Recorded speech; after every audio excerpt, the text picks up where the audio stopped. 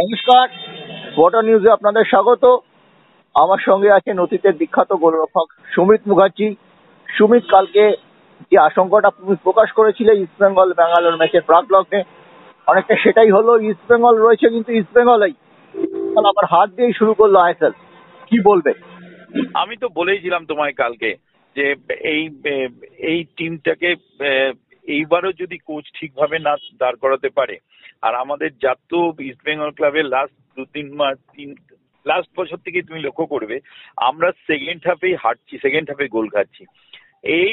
এইবার যেহেতু 5-25 মিনিটে গোল খেয়েছে, তারপর থেকে কোনো সেরকম কিছু বিশাল অ্যাটাক, কোনো পজিটিভ মুভমেন্ট আমি দেখতে পাচ্ছি না। আমি জানি না এতদিনের প্র্যাকটিস, এতদিনের পারফরমেন্স, ক্লাব যা চেয়েছে কোচ নিজেদের ক্ষমতার ঊর্ধ্বে উঠে গিয়ে টিম করেছে, তারপরেও যদি প্রথম ম্যাচ একটা ম্যাচ, যে ম্যাচটাই না জিততে পারি অ্যাটলিস্ট ড্র করে আসা উচিত। আমাদের পলিসি থাকে যে, তো আমার যে শুদ্ধ বুদ্ধিতে বলে যে অ্যাওয়ে ম্যাচে অ্যাটলিস্ট ড্র, আর নিজের মাঠে জিততে হবে।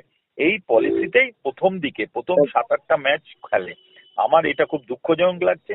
আমি কোচ সম্বন্ধে প্রথম থেকেই বলছি, কোচ সম্বন্ধে আমার বিরাট কিছু আমি ভাবছি না। আমার ইস্টবেঙ্গল ক্লাবকে সত্যি একটা ইয়েলো কার্ড অলরেডি দেখিয়েছিল, আমি জানি না কবে রেড কার্ড দেখাবে। যদি আরো একটা দুটো ম্যাচ এরকম ঘটনা হয়, তাহলে ইস্টবেঙ্গল ক্লাবকে কোচের সাথে ইমিডিয়েট বসে তার সঙ্গে আলোচনা করা উচিত। না হলে এবছর এত ভালো কষ্ট করে এত ভালো টিম করার পরও যদি রেজাল্ট না পাই, তাহলে ইস্টবেঙ্গল দর্শক হিসেবে আমি খুব হতাশ হব। একজন ম্যাচে দুজন বিদেশি স্টপার খেলিয়েছে, এটা কোনো ব্যাপার নয়, কিন্তু যে ছেলেটি গত বছর সবচেয়ে বেশি অ্যাসিস্ট করেছে, মাহিত হালালকে আজকে উনি 57 মিনিটে নামালেন, অথচ সল ক্রেসপোকে উনি প্রথম একাদশে রাখলেন।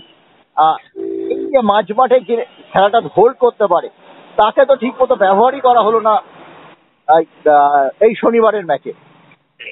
এইটা নিয়ে জয়, আমি বিদেশের এই এক্স প্লেয়ারদের একটা ব্যাপার থাকে, এক্স প্লেয়ার নিয়ে একটা কমিটি থাকে, তারা কিন্তু কোচের সাথে বসে একটা আলোচনা করে যে কেন আপনি এটা করলেন, কি বৃত্তান্ত, কি কারণ, কি পরিস্থিতি। এই যে দেখবে তুমি ইন্ডিয়া টিমেরও একটা সিনিয়র টিমের একটা কমিটি থাকে, যারা কোচের সঙ্গে, টেকনিক্যাল কমিটি, যারা কোচের সঙ্গে আলোচনা করে। আমার মনে হয় ইস্টবেঙ্গল ক্লাবেরও 1-2 বা 3 যারা ব্যাপারটা বোঝে, যারা খুব অভিজ্ঞ, এরকম নিয়ে একটা কমিটির সাথে কোচে একটা ইন্টারাকশন করিয়ে রাখা উচিত। এবং এরা প্র্যাকটিসেও যাবে, এরা টিমের সাথে থাকবে এবং কোচের সাথে একটা কোঅর্ডিনেশন করবে যে কেন করছে। এটা ইমিডিয়েট আমার মনে হয় করা উচিত। তাহলে কোনো একটা জায়গায় আমরা বুঝতে পারবো কেন এটা হচ্ছে, কি বৃত্তান্ত। যেটা মেহমানান প্রধান তার জ্বলন্ত উদাহরণ, দীপেন্দু বিশ্বাস দলের সঙ্গে রয়েছেন ম্যানেজার হিসেবে। তাতে কিন্তু মানে প্রতি ইন্ডিয়ান গ্রুপটাকে তিনি দেখাশোনা করেন এবং কোচের সাথে ফরেনার এবং ইন্ডিয়ার যে লিয়াজো হিসেবে কাজ করেন। খুব জ্বলন্ত উদাহরণ ঘরের কাছেই রয়েছে।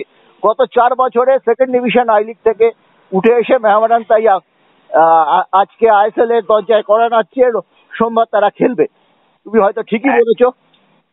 একদমই তাই। এবং এটা শুধু না, তুমি যদি একটু ঘাটো, সারা পৃথিবীতে বিদেশি টিমেও তাই থাকে, এক্সপার্ট বা এক্স প্লেয়ার থাকে। এক্স প্লেয়ার মানে আমি বলতে চাইছি না যে সব এক্স প্লেয়ার, কোনো একটা টেকনিক্যাল জানা, টেকনিক্যাল জ্ঞানালা, ক্লাবে অনেক দিন খেলা একটা এক্সপিরিয়েন্স 2-3 জন থাকলে তাদের সঙ্গে কথা বলতে পারে, সে কোঅর্ডিনেট করতে পারে কেন করছে, কি বৃত্তান্ত, কি ভাবছে, সেটাও প্রেসে বলবে না একটা যুক্তি আছে। আমার মনে হয় সারা পৃথিবী যে ওয়েতে চলে বা সেই ওয়েতেই চলতে হবে, কারণ এই কোচের উপর পুরো ছেড়ে দিলে আমার মনে হয় রেজাল্টটা খুব একটা ভালো আসবে না। কিন্তু খুব কষ্ট করে এবছর খুব টাকা খরচ করে ইস্টবেঙ্গল ক্লাব টিম করেছে এবং সব দর্শক কিন্তু সবাই ওয়েট করে আছে একটা ভালো পারফরমেন্স উদ্যোগ নিয়েছেন, দৌড়ে দৌড়ে ঘুরে অর্থ জোগাড় করেছেন টিমটাকে ভালো করার জন্য। হ্যাঁ, এবং কোচের পরামর্শ অনুযায়ী। কোচের অনেক ধন্যবাদ সুমিত।